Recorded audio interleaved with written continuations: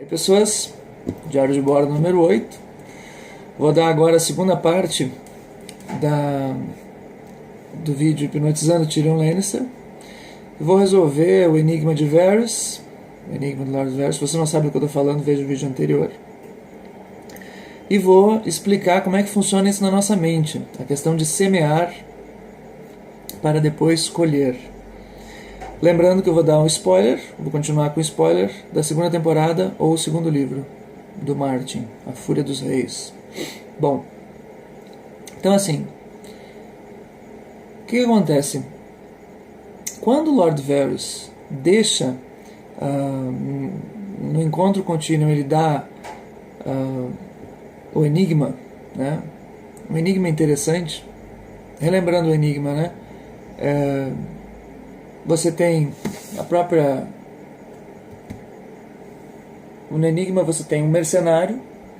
O mercenário está na frente de 3 homens. Você tem um rei, um sacerdote e um homem rico. Um está dizendo para matar os outros 2. Cada um dos 3 homens diz para matar os outros 2, diz para o mercenário.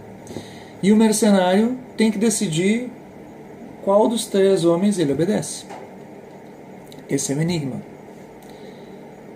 Quando o Lord Varys deixa esse enigma na cabeça do Tyrion, na hora tu pensa um pouco no enigma, depois, como qualquer enigma que passam pra gente, qualquer assunto curioso que nos tragam, a gente pensa, mas depois a gente esquece. Porém, lá no fundo da tua mente, se a pessoa que disse é uma pessoa que tem uma importância para ti, fica programado aquele enigma para que em algum momento tu volte a pensar. Foi exatamente o que Varys fez. Na hipnose ericksoniana, você semeia. E essa semeadura, ela é como um programa instalado no computador para disparar em determinado momento, como um antivírus. E no antivírus, né, quando o teu computador começa a rodar o antivírus, escaneando todo o disco rígido, buscando arquivos que estejam infectados, naquele momento que o teu computador está rodando o antivírus, como é que fica o teu computador? Fica uma droga, porque o teu computador fica lento. O teu computador está concentrado, né, naquela atividade do antivírus. E o teu cérebro, quando ele pensa no enigma, quando volta a retomar o enigma, é como se ele ativasse, como se aquele programa disparasse e direcionasse o teu senso crítico para aquilo.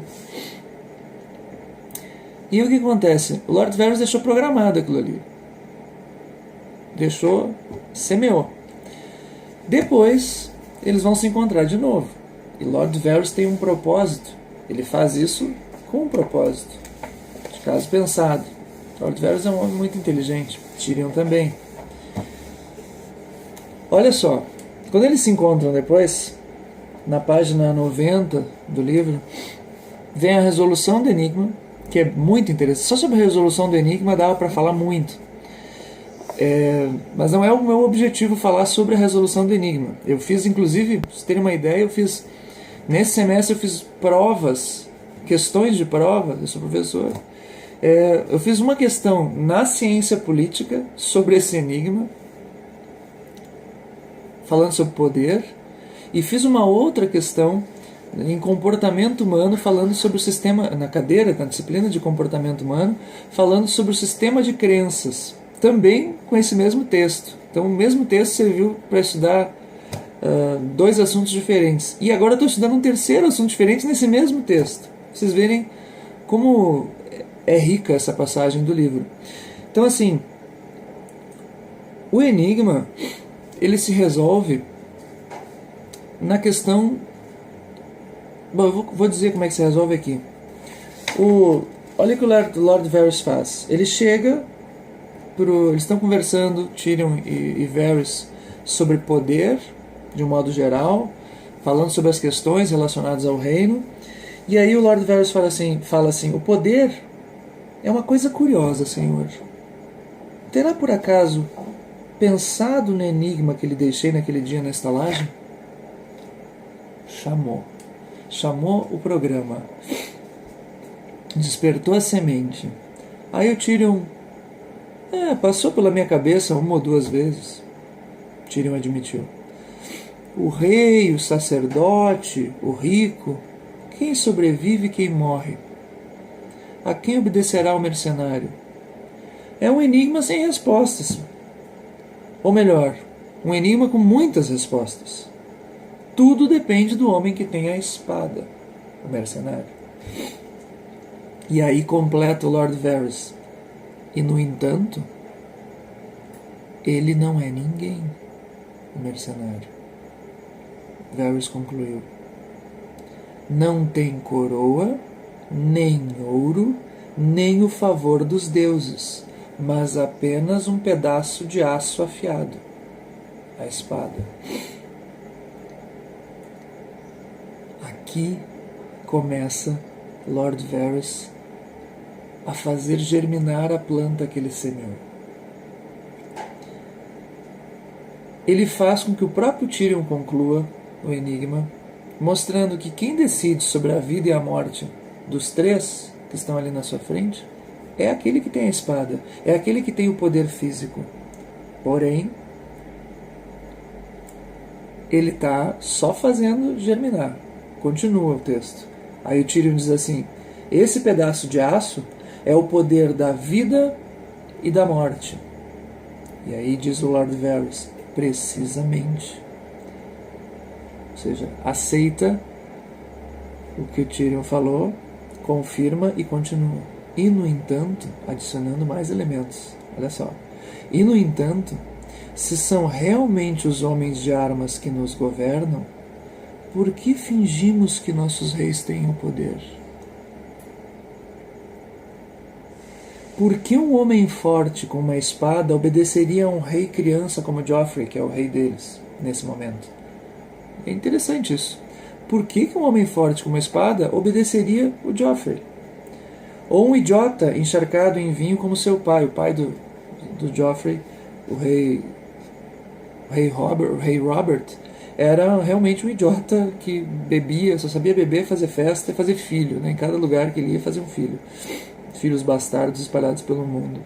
Mas, ou seja, ele está dizendo, por que um homem que tem a espada obedece um rei idiota?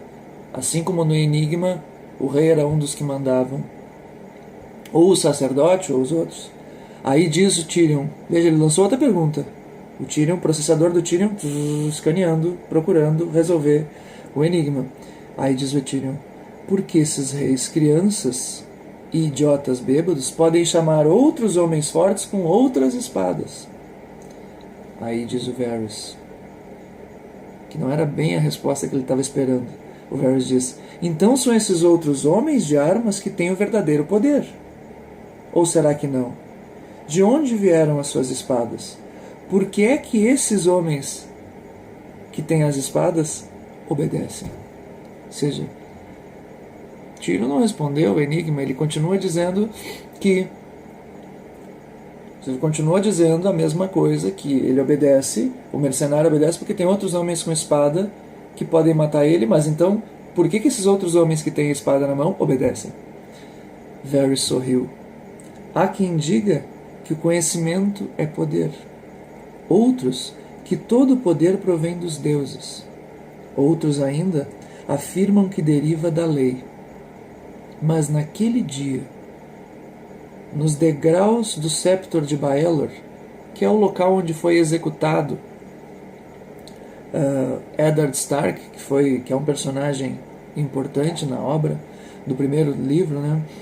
Naquele local do Septor de Baelor, eu não vou contar aqui o episódio para ser mais breve, o rei tinha mandado executar Eddard Stark. E quando o rei mandou executar, o carrasco obedeceu ao rei. É isso que ele está falando. Por que ele obedeceu ao rei? Joffrey, o rei, que deu a ordem, e o carrasco executou. Por que aquele que tem a espada continua? Lord Varys, né, insistindo. Por que ele executa? Tyrion inclina a cabeça para o lado. Pretende responder ao seu enigma. O Tyrion já meio impaciente. Afinal, tu pretende responder ao teu maldito enigma ou quer apenas fazer com que minha dor de cabeça piore? O Varys sorri. Eis então, e aí ele dá a resposta. Presta atenção nessa resposta. O poder reside onde os homens acreditam que reside. Cara, nem mais nem menos. O poder reside onde as pessoas acreditam que ele reside.